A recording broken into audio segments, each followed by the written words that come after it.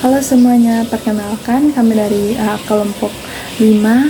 Nah, pada video kali ini kami akan menjelaskan mengenai politik dan strategi nasional, dan kami akan membahas mengenai 4 topik. Nah, untuk itu saya akan menjelaskan topik yang pertama, yaitu pengertian politik. Nah, penjabaran tentang politik jika dilihat dari etimologis, yakni politik berasal dari kata bahasa Yunani, yaitu politea, yakni polis, atau dengan kata lain negara kota yang memiliki arti kesatuan masyarakat yang berdiri sendiri. Sedangkan teia atau urusan. Nah, jika diambil dalam bahasa Indonesia, politik memiliki arti kepentingan umum warga negara suatu bangsa. Nah, politik yang tentu saja terdiri dari suatu sistem yang terdiri dari asas, prinsip, keadaan, jalan, cara, serta alat untuk mencapai tujuan tertentu yang dikehendaki. Nah, terdapat tiga para ahli yang mendefinisikan tentang politik. Yang pertama yaitu Carl Smith. Nah, pernah mendefinisikan bahwa politik merupakan suatu alat untuk membedakan antara lawan maupun kawan. Artinya, politik adalah untuk membedakan antara kawan dan lawan, adalah bahwa inti dari politik terletak pada kemampuan untuk mengidentifikasi siapa yang menjadi sekutu dan siapa yang akan menjadi musuh. Dan yang kedua adalah Laswell dan kawan-kawan pada tahun 1952. Bahwa politik merupakan suatu proses dalam bentuk siapa yang mendapatkan apa, kapan, dan bagaimana, yaitu politik as who gets what, when, and how. Artinya, politik itu adalah proses tentang bagaimana kekuasaan dan sumber daya didistribusikan dalam masyarakat. Nah, ini mencakup siapa yang terlibat dalam pembagian itu, apa saja yang diperebutkan seperti harta, jabatan, keadilan, dan juga lain-lain. Nah, kapan pembagian itu terjadi dan bagaimana cara-cara yang digunakan untuk mendapatkannya. Yang ketiga, menurut Eston pada tahun 1981, merumuskan tentang pengertian politik sebagai pola-pola kekuasaan, aturan, dan kewenangan kehidupan publik, pemerintah, dan juga konflik. Nah, artinya politik adalah cara suatu masyarakat mengatur dirinya sendiri, terutama dalam menghadapi perbedaan dan perselisihan, dengan menggunakan struktur kekuasaan dan aturan yang disepakati, yang seringkali diwujudkan melalui lembaga pemerintah. Nah, dalam politik ini membicarakan hal-hal yang berkaitan dengan yang pertama, negara. Nah, negara merupakan suatu organisasi dalam suatu wilayah yang memiliki kekuasaan tertinggi yang ditaati oleh rakyatnya. Artinya, negara adalah organisasi tertinggi di suatu wilayah yang memiliki kekuasaan penuh dan harus dipatuhi oleh semua orang di dalamnya. Dan yang kedua adalah kekuasaan. Nah, kekuasaan adalah kemampuan seseorang atau kelompok untuk mempengaruhi tingkah laku orang atau kelompok lain sesuai dengan keinginannya.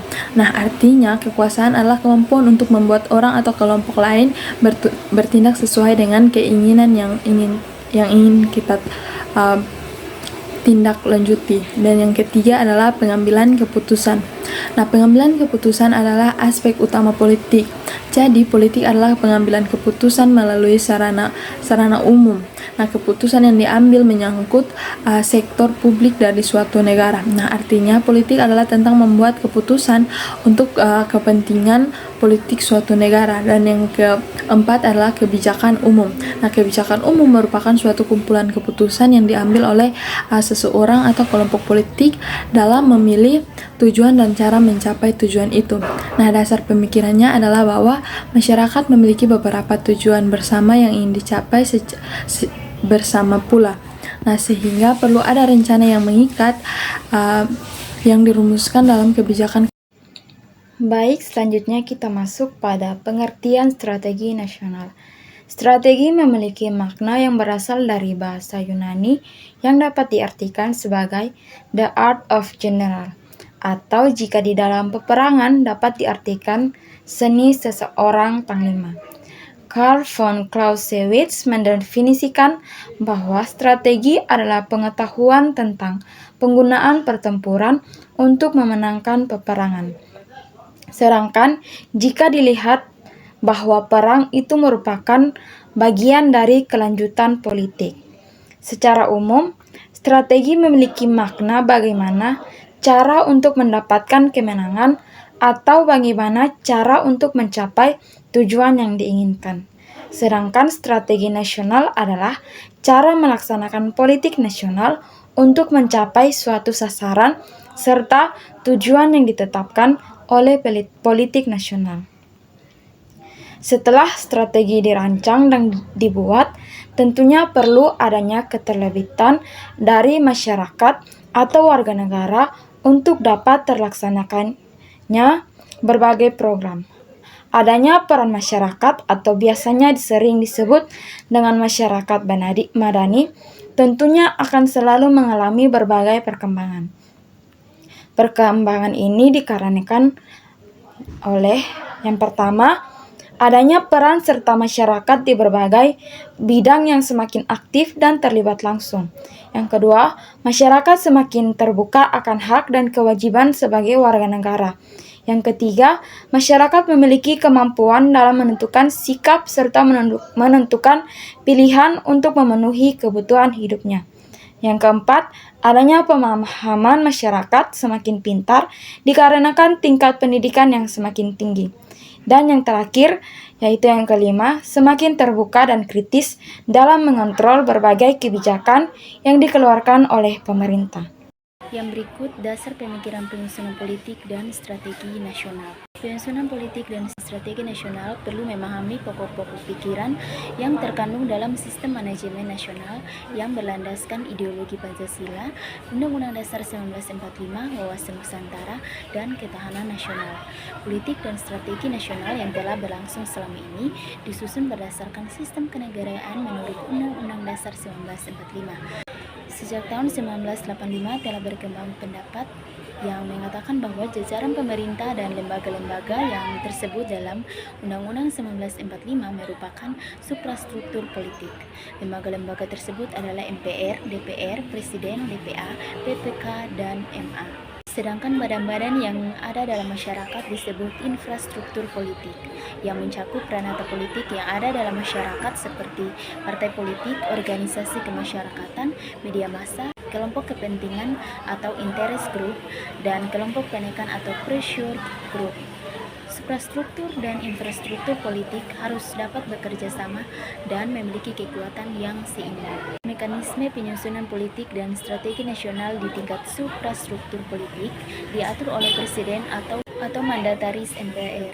Sedangkan proses penyusunan politik dan strategi nasional di tingkat suprastruktur politik dilakukan setelah Presiden menerima GBHN atau Garis Besar Haluan Negara. Strategi nasional dilaksanakan oleh para menteri dan pimpinan lembaga pemerintah non-departemen berdasarkan petunjuk Presiden yang dilaksanakan oleh Presiden sesungguhnya merupakan politik dan strategi nasional yang bersifat pelaksanaan. Nah, salah satu wujud pengaplikasian politik dan strategi nasional dalam pemerintahan adalah otonomi daerah. Undang-Undang Nomor 22 Tahun 1999 tentang pemerintahan daerah yang merupakan salah satu wujud politik dan strategi nasional secara teoritis telah memberikan dua bentuk otonomi kepada dua daerah, yaitu otonomi terbatas bagi daerah provinsi dan otonomi luas bagi daerah kabupaten atau kota. Yang berikut perbedaan undang-undang yang lama dan yang baru. Yang pertama, undang-undang yang lama. Titik pandang kewenangannya dimulai dari pusat atau central government working. Yang kedua, undang-undang yang baru. Titik pandang kewenangannya dimulai dari daerah atau local government working. Berikut adalah kewenangan daerah. Dengan berlakunya Undang-Undang Nomor 22 Tahun 1999 tentang otonomi daerah, kewenangan daerah mencakup seluruh kewenangan bidang pemerintahan, kecuali kewenangan dalam bidang politik luar negeri, pertahanan keamanan, peradilan, moneter dan fiskal, agama, serta kewenangan bidang lain. Kewenangan bidang lain meliputi kebijakan tentang perencanaan nasional dan pengendalian pembangunan secara makro. Bentuk dan susunan pemerintahan daerah yaitu yang pertama, DPRD sebagai badan legislatif daerah dan pemerintah daerah sebagai eksekutif daerah dibentuk di daerah. Lalu yang kedua, DPRD sebagai lembaga perwakilan rakyat di daerah merupakan wahana untuk melaksanakan demokrasi. Yang ketiga, memilih gubernur atau wakil gubernur, bupati atau wakil bupati, dan wali kota atau wakil wali kota. Yang keempat, memilih anggota Majelis Permusyawaratan Rakyat dari susunan daerah. Yang kelima, mengusulkan pengangkatan dan pemberhentian gubernur atau wakil gubernur, bupati atau wakil bupati, dan wali kota atau wakil wali kota. Yang keenam, membentuk peraturan daerah bersama gubernur, bupati atas wali kota. Yang ketujuh, menetapkan anggaran pendapatan dan belanja daerah atau APBD bersama gubernur, bupati, dan wali kota. Dan yang kedelapan, mengawasi pelaksanaan keputusan gubernur, bupati, dan wali kota, pelaksanaan APBD, kebijakan daerah, pelaksanaan kerjasama internasional di daerah, dan menampung serta menindaklanjuti aspirasi daerah dan masyarakat. Sekian penjelasan dari kelompok kami, terima kasih.